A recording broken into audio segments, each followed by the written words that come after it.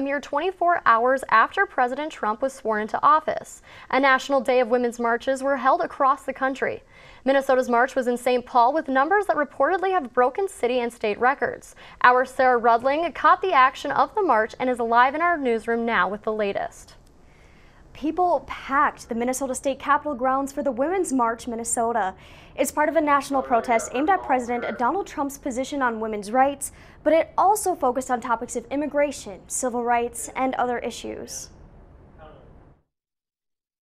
Can you hear us now? Yeah! Over 100,000 women, children, and supporters across Minnesota rallied together in St. Paul and across the nation in a series of women's marches. My sister is in Washington, D.C. with my niece at the D.C. rally, so the least I could do is get here to Minnesota. From the St. Paul College to the Minnesota State Capitol, the group marched, but not out of hate.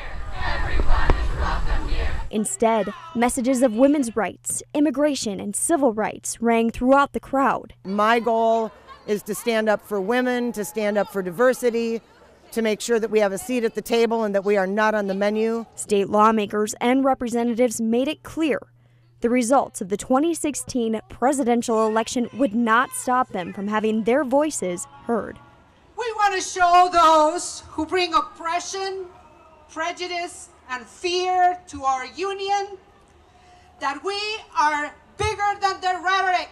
And for many, it was not the strength in numbers that boosted the crowd, but the power of unity that inspired the demonstrators. Take a look at the sea of humanity out here today and know that we are together, we are love, we are bigger than hate, and we will win. Sarah Rudlang, UTVS News. St. Paul police had been working for weeks with event organizers to ensure safety.